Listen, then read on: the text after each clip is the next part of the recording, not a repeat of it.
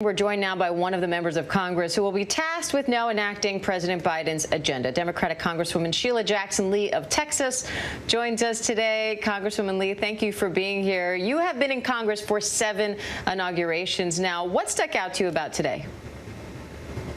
Oh, this was overwhelming today. It was the wind beneath our wings after a season of divisiveness, metal fencing, and darkness.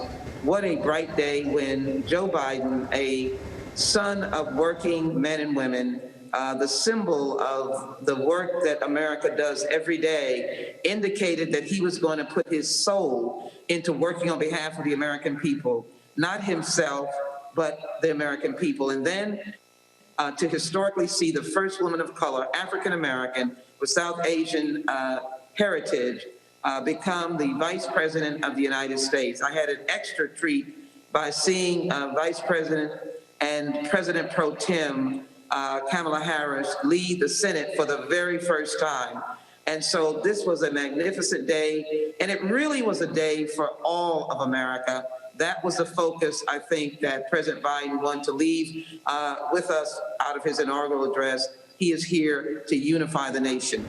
And Congress, as well as the White House, are now both controlled by the Democratic Party. What do you expect the first big policy pushes to be?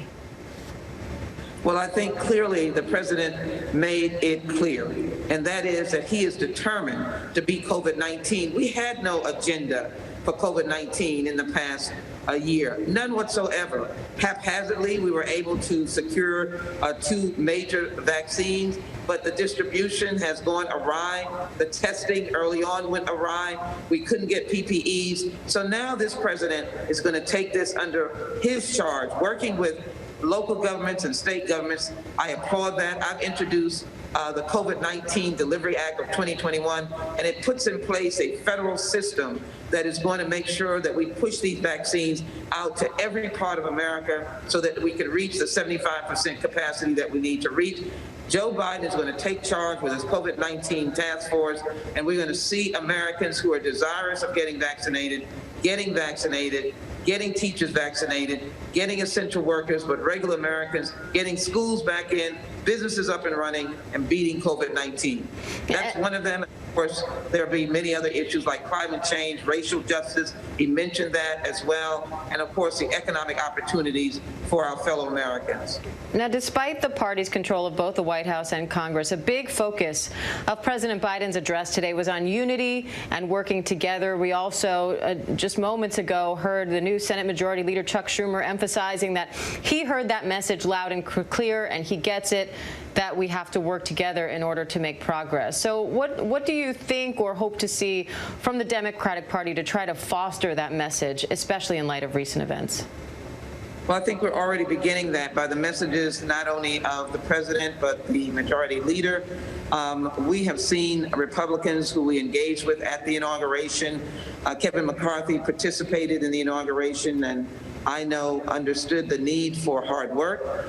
Senator McConnell's speech on the floor of the Senate that I just heard, along with Majority Leader Schumer, was about unity and representing those who voted for Joe Biden and did not, and that the Senate took that seriously and wanted to be able to work along those lines. Let me be very clear. It'll be a failure for Republicans if we don't win the battle against COVID-19. It won't be a failure for Democrats. It'll be a failure for the Congress, of which Republicans and Democrats are in. It will be a failure if we cannot stand up the economic apparatus to help all Americans. So we are all stakeholders. We've worked with Republicans before, and I think Joe Biden has the right kind of spirit and leadership and knowledge, along with Kamala Harris, who just came out of the Senate, a lot of respect for us to be able to get the job done. Any failure will not be a Democratic failure. It'll be a failure of this Congress, and it will reflect as well on Democrats and Republicans. We're not going to let that happen as Democrats. We're not going to fail. We're going to get the job done, and we welcome our Republican colleagues to work with us many times they can, and we hope that they will be able to do so the American people can see what real democratic government is all about. And if I can, I'd like to touch on a more personal note for you, too, because I know that you and Vice President Kamala Harris are both members of the Black sorority Alpha Kappa Alpha. So what did it mean to you to see the first woman and first Black American there being sworn in as Vice President of the United States? Well, it was something that I said early on when she received the nomination, is that we finally got to the mountaintop that we could only dream about. And that's what I saw today, that we had risen to that mountaintop, standing on shoulders of women like Sojourner Truth and Shirley Chisholm and Barbara Jordan and Hillary Clinton and many, many others who pioneered beforehand. But my sorors, who are part of the oldest sorority, are most humbled and honored because she is truly a committed member of Alpha Kappa Alpha. We wear the pink and green, and we wear it in the name and honor of our founders who believed in the empowerment of women, but also believed in women as leaders and women as do-gooders. I think our Vice President is a leader. She will empower women and others around the nation. And she certainly is someone who has done good and wants to do good alongside of President Joe Biden. We could not be more humbled and could not be more honored.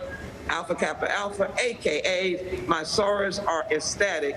Having just celebrated their Founders Day, we now have a Vice President of the United States of America, a true result of the founding women who founded this great sorority in the early 1900s. All right, quite some bragging rights there. Democratic Congresswoman Sheila Jackson Lee, pleasure to have you. Thank you for your time today.